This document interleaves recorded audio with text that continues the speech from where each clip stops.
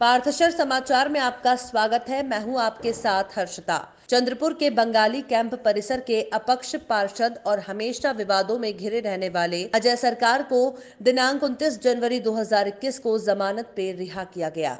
अजय को पिछले साल अक्टूबर 2020 में सिनर्जी वर्ल्ड कोसरा में हुए बहुचर्चित मनोज अधिकारी के हत्या के आरोप में रविंद्र बैरागी के वायरल वीडियो के आधार पर गिरफ्तार किया गया था। रामनगर पुलिस ने उस वक्त आनन फानन में आईपीसी की धारा 302 षड्यंत्र और कई लोगों के साथ मिलकर गुनाह को अंजाम देने की धाराएं लगाकर अजय सरकार को गिरफ्तार किया। मगर 3 महीने बाद रामनगर पुलिस द्वारा 1000 पन्नों की चार्जशीट दाखिल की गई, जिसमें अजय सरकार पर से 302 का गुनाह हटा दिया गया, जिस वजह से कल गिरफ्तारी के 4 महीने बाद अजय सरकार को जमानत मिल गई। मगर अब भी उस पर षड्यंत्र और मिलकर गुनाह करने वाली धाराएं लगी हुई हैं। गिरफ्तारी के वक्त अजय सरकार, उसकी पत्नी, परिवार और मित्रों ने पुलिस को बहुत समझाने की कोशिश की कि अजय का इस कांड में कोई हाथ नहीं है, मगर उस वक्त रामनगर पुलिस द्वारा मनोज अधिकारी के परिवार के दबाव के चलते और माहौल शांत करने अजय को सॉफ्ट टारगेट के तौर पर इस्तेमाल किए जाने का चित्र लोगों को अब महसूस हो रहा है। उल्लेखनीय है कि उस वक्त अजय सरकार के खिलाफ प्रकाश उर्फ कोका अधिकारी ने रिपोर्ट दर्ज कराई थी, जिसका मृतक से सीधा पारिवारिक संबंध भी नहीं था, मगर अजय सरकार के साथ पुरानी दुश्मनी थी। अब जबकि सारा मामला सुलझ चुका है, सारे आरोपी गिरफ्तार हो चुके हैं और अपना गुनाह कबूल चुके हैं, ऐसे में इस मामले में अजय सरकार का हाथ नहीं होने की बात साफ हो चुकी है और पुलिस द्वारा उसे 302 के आरोप से मुक्त कर दिया गया है, जिससे अजय के करीबी ये सवाल पूछ रहे हैं कि अजय को किसकी गलती से 4 महीने जेल में रहना पड़ा। इस मामले में रामनगर पुलिस बैकफुट पर नजर आ रही है और उन्हें डर है कि अजय सरकार पुलिस के खिलाफ उसे झूठे आरोप में गिरफ्तार करने का केस कर सकता है। अजय के करीबियों का कहना है कि इसी वजह से उस पर अब भी षड्यंत्र की धारा नहीं हटाई गई है। इस संबंध में अजय सरकार से संपर्क करने पर उन्होंने फिलहाल कोई टिप्पणी देने से इनकार किया। अजय के घर वालों ने और मित्रों ने अजय की वापसी का रात को धूमधाम से केक काटकर स्वागत किया। विश्व प्रसिद्ध पर्यटन नगरी खजुराहो में विगत वर्षों की भांति इस वर्ष भी 20 फरवरी से 26 फरवरी तक खजुराहो नृत्य महोत्सव का आयोजन किया जाएगा, जिसमें देश के नामी गिरामी कलाकार शिरकत करेंगे। उस्ताद अलाउद्दीन खान कला अकादमी के द्वारा आयोजित 47वें खजुराहो नृत्य समारोह की तैयारियों से संदर्भित खजुराहो के होटल पायल में आयोजित एक महत्वपूर्ण बैठक में संगीत कला अकादमी के अधिकारी और जिला कलेक्टर शैलेंद्र सिंह की विशेष उपस्थिति में स्थानीय अधिकारी और जनप्रतिनिधि और उनके नियुक्त सदस्य, टूरिस्ट ट्रेड से जुड़े हुए पर्यटन व्यवसायी और पत्रकारों की उपस्थिति में बैठक के माध्यम से कार्यक्रम की रूपरेखा प्रस्तुत की गई और आयोजन को और अधिक सुंदर बनाने के उद्देश्य से उपस्थित जनों की राय भी ली गई, जिसमें लोगों की राय को समाहित करते हुए और कार्यक्रम में व्यवस्थाओं को चुस्त दुरुस्त बनाने के लिए कलेक्टर शैलेंद्र सिंह ने अधिकारियों को निर्देश प्रदान किए। आज की बैठक में राजनगर अनुविभागीय अधिकारी डीपी द्विवेदी, मध्य प्रदेश टूरिज्म के regional manager Subhash Agrawal, block medical officer Pankaj Rastogi, नगर परिषद खजुराहो के सीएमओ बसंत चतुर्वेदी, खजुराहो थाना प्रभारी संदीप खरे, भारतीय पुरातत्व सर्वेक्षण विभाग से सुभाष कुमार सहित विभिन्न विभागों के अधिकारी और प्रतिनिधि उपस्थित रहे। के डेवलपमेंट्स का है, यहाँ का जो ट्रेल्स डिफरेंट हैं वो करना है, यहाँ के लेक्स के डेवलपमेंट के बारे में है, यहाँ जो डिफरेंट एडवेंचर एक्टिविटीज़ के बारे में, यहाँ टूरिस्ट सर्किट बनाने की जो बात हो रही है, तो जैसे पन्ना है, दोबेला है, झांसी का ओरछा है या महोबा है, या इन सब चीज़ों से जोड़ने की चीज़ें भी उसमें हैं। ट्रेन रूट्स कुछ और ऐड करने की बात है, कुछ फ्लाइट्स इंक्रीज करने के लिए भी प्रयास किए जा रहे हैं और डायरेक्ट फ्लाइट्स की बात हो, एविएशन डिपार्टमेंट को भी इसमें शामिल किया गया। काफ़ी इसमें विचार विमर्श नई एयर कनेक्टिविटी कैसे पॉसिबल है अभी, क्योंकि जब तक फाइनल नहीं हो जाएगा मैं इसमें कुछ कमिटमेंट करने की स्थिति में नहीं हूँ, बट हम लोग प्रयास कर रहे हैं कि नई फ्लाइट्स आएँ, नए डेस्टिनेशन से फ्लाइट्स आएँ, डायरेक्ट फ्लाइट्स आएँ, जिससे कि टूरिस्ट को आने जाने में सुविधा हो। सर, ये ट्रेनें जो बंद हैं अभी खजुराहो से, तो ये कब तक लगभग शुरू हो जाएंगी? कुछ नई ट्रेनें भी शुरू होने की संभावना है? कोशिश कर रहे हैं कि बहुत जल्दी ट्रेन भी शुरू हो जाए, ना केवल ट्रेन, फ्लाइट्स भी हम लोग चाह रहे हैं कि नेक्स्ट मंथ से अगर शुरू हो सकें तो बहुत अच्छी बात है। हमारा तो प्रयास होगा, मेरा अगर पर्सनल व्यू जानना चाहें तो मैं तो चाहूँगा कि अगले महीने से शुरू हो जाना चाहिए और हम लोग पूरी कोशिश करें। स्वास्थ्य सुविधाओं को लेकर के खासतौर से यहाँ बड़ी समस्या है खजुराहो में, खासतौर से महिला चिकित्सक नहीं है खजुराहो में किसी भी तरह से। यहाँ की जो DPR हम लोग बना रहे हैं उसमें निश्चित तौर पर इस बारे में भी बात हुई है कि यहाँ फॉरेन टूरिस्ट आते हैं या वेल ऑफ अच्छे टूरिस्ट जो बाहर से आते हैं, उनके लिए अगर कोई इमरजेंसी क्रिएट होती है तो एक अच्छा हॉस्पिटल होना चाहिए। उस DPR में उसको रखा गया है और एक अच्छा व्यवस्थित हॉस्पिटल यहाँ होगा। और अभी तात्कालिक जो आपने बात की है, इसके लिए मैं जो हमारी उपलब्धता है जिले में उसको ध्यान में रखते हुए कोशिश करेंगे कि एक आध कोई डॉक्टर स्पेयर करके। सर, एयरलाइन कंपनी ने किसी ने अभी अप्लाई किया है क्या आने के लिए? नहीं, अभी मैं एयरपोर्ट डायरेक्टर और लोगों से बात कर रहा था, तो स्पाइस जेट और लोगों से हम लोग बात कर रहे हैं कि बॉम्बे से अगर वो फ्लाइट कर सकें, तो उनका अप्रीहेंशन है कि टूरिस्ट मिलेगा नहीं मिलेगा। बातचीत चल रही है, देखिए अच्छा होगा, निश्चित तौर पर अच्छा होगा, आप चिंता मत करिए। 18 जनवरी को घोड़ा डोंगरी ब्लॉक के जांगड़ा में सुशील वर्मा के द्वारा गांव की ही 13 वर्षीय नाबालिग के साथ दुष्कर्म करने के बाद उसे जिंदा दफनाने का प्रयास किया गया था, जिसकी वजह से नाबालिग के जबड़े की हड्डी टूट गई थी और कई तरह की परेशानी उत्पन्न हुई थी, जिस पर सारनी पुलिस ने तत्परता दिखाते हुए विभिन्न धाराओं के तहत आरोपी की गिरफ्तारी कर उसे जेल भेज दिया था। आरोपी को फांसी की सजा मिले, इसको लेकर घोड़ा डोंगरी ब्लॉक में विभिन्न सामाजिक संगठनों के माध्यम से ज्ञापन का दौर जारी है। शनिवार को मेहरा समाज सामाजिक और जन कल्याण समिति के पदाधिकारियों ने बड़ी संख्या में महिलाओं को एकत्रित करके घोड़ा डोंगरी में विशाल रैली निकालकर राष्ट्रपति राज्यपाल के नाम घोड़ा डोंगरी तहसीलदार मोनिका विश्वकर्मा को ज्ञापन सौंपकर आरोपी सुशील वर्मा को फांसी की सजा दिए जाने की मांग की है। मेहरा समाज सामाजिक और जन कल्याण समिति के जिला अध्यक्ष पृथ्वीराज पंडोले, ब्लॉक अध्यक्ष हेमराज बेले ने बताया कि अनुसूचित जाति वर्ग की इस मासूम को शीघ्र न्याय दिलाने के लिए संगठन आरोपी के विरुद्ध फास्ट ट्रैक कोर्ट में प्रकरण चलाकर सरकार की ओर से हर संभव प्रयास करने की कोशिश करेगा।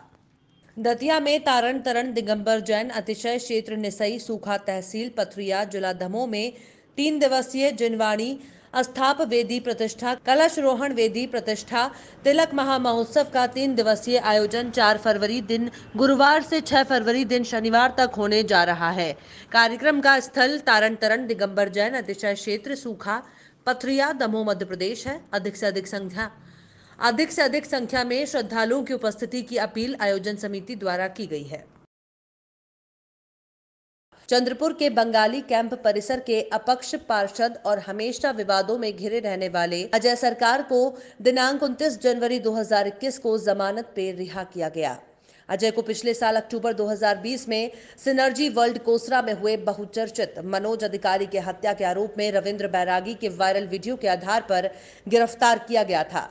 रामनगर पुलिस ने उस वक्त आनंद फानन में आईपीसी की धारा 302 षड्यंत्र और कई लोगों के साथ मिलकर गुनाह को अंजाम देने की धाराएं लगाकर अजय सरकार को गिरफ्तार किया, मगर 3 महीने बाद रामनगर पुलिस द्वारा 1000 पन्नों की चार्जशीट दाखिल की गई, जिसमें अजय सरकार पर से 302 का गुनाह हटा दिया गया, जिस वजह से कल गिरफ्तारी के 4 महीने बाद अजय सरकार को जमानत मिल गई, मगर अब भी उस पर षड्यंत्र और मिलकर गुनाह करने वाली धाराएं लगी हुई हैं।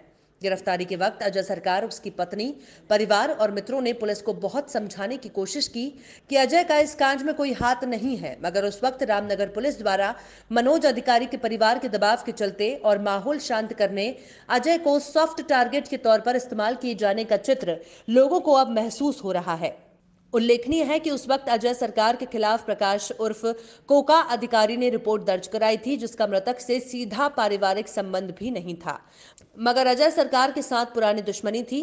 अब जबकि सारा मामला सुलझ चुका है, सारे आरोपी गिरफ्तार हो चुके हैं और अपना गुनाह कबूल चुके हैं, ऐसे में इस मामले में अजय सरकार का हाथ नहीं होने की बात साफ हो चुकी है और पुलिस द्वारा उसे 302 के आरोप से मुक्त कर दिया गया है, जिससे अजय के करीबी ये सवाल पूछ रहे हैं कि अजय को किसकी गलती से 4 महीने जेल में रहना पड़ा। इस मामले में रामनगर पुलिस बैकफुट पर नजर आ रही है और उन्हें डर है कि अजय सरकार पुलिस के खिलाफ उसे झूठे आरोप में गिरफ्तार करने का केस कर सकता है। अजय के करीबियों का कहना है कि इसी वजह से उस पर अब भी षड्यंत्र की धारा नहीं हटाई गई है। इस संबंध में अजय सरकार से संपर्क करने पर उन्होंने फिलहाल कोई टिप्पणी देने से इनकार किया। अजय के घर वालों ने और मित्रों ने अजय की वापसी का रात को धूमधाम से केक काटकर स्वागत किया। चंद्रपुर भाजपा के पूर्व नगर सेवक शंकर जी वाकोडे, वरिष्ठ भाजपा कार्यकर्ता की 28 जनवरी 2021 को बीमारी के कारण निधन हो गया। शंकर काफी दिनों से बीमार थे, उनके दोनों किडनी खराब हो गई थी, इसलिए उन्हें उनकी पत्नी द्वारा दूसरा किडनी प्रत्यारोपण किया गया था। उसके बावजूद उनकी मौत हो गई। उनके अंत दर्शन में हजारों की भीड़ जुटी और वहीं पूर्व गृह राज्य मंत्री हंसराज अहीर ने भी उनके दर्शन किए। दिनांक 28 जनवरी 2021 को अहेरी में सरकारी समीक्षा बैठक और राष्ट्रवादी कांग्रेस पक्ष के कार्यकर्ताओं की बैठक में भाग लेने के लिए जल संपदा मंत्री जयंत पाटिल और गृह मंत्री अनिल देशमुख आए थे। उसी समय अहेरी विधानसभा और गढ़चिरौली जिले की समस्याओं के बारे में निम्नलिखित निवेदन शिव सैनिकों द्वारा दिए गए। सिरोचा तालुका में लक्ष्मी देवी पेठा के किसानों की भूमि समस्या का हल निकाला जाए। अहेरी तालुका में जिमलगट्टा में मुस्लिम समुदाय के सरकारी कब्रिस्तान पर उप पुलिस अधीक्षक जिमलगट्टा राहुल गायकवाड़ इन्होंने किए हुए अतिक्रमित भूमि की वापसी की जाए। गढ़चिरौली जिले में शराबबंदी हटाकर फिर से वैध शराब शुरू की जाए। इस समय राजगोपाल सुलवावार शिवसेना जिला प्रमुख रियाज भाई शेख, उप जिला प्रमुख अरुण भाऊ धुर्वे, विधानसभा प्रमुख बिरजू भाऊ गोडाम, आयोजक अक्षय करपे, तालुका प्रमुख शहर सज्जू शेख अल्लापल्ली, युवा सेना शहर प्रमुख वरिष्ठ शिव सैनिक संपतराव मेचिनेनी, गढ़ी भाई जावेद भाई, राजू येन गेंटीवार, युवा सेना उप शहर प्रमुख अंकुश मंडलवार आदि प्रमुखता से उपस्थित थे। त्यांची जागा कब्रस्तानाची पूर्वेच्या बाजूला त्याच्यात त्यांचा काही लोकांचं अतिक्रमण आहे। मी जिथं भिंत बांधली आहे ते कब्रस्तानाची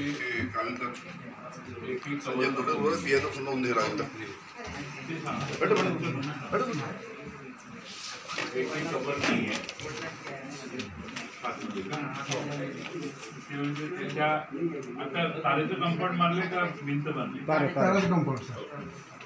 किसानों के आंदोलन को सरकार द्वारा नजरअंदाज नहीं किया जाना चाहिए, उनकी मांगों को पूरा किया जाना चाहिए। सभी विपक्षी दल एक साथ आ रहे हैं और राष्ट्रपति के अभिभाषण का बहिष्कार कर रहे हैं।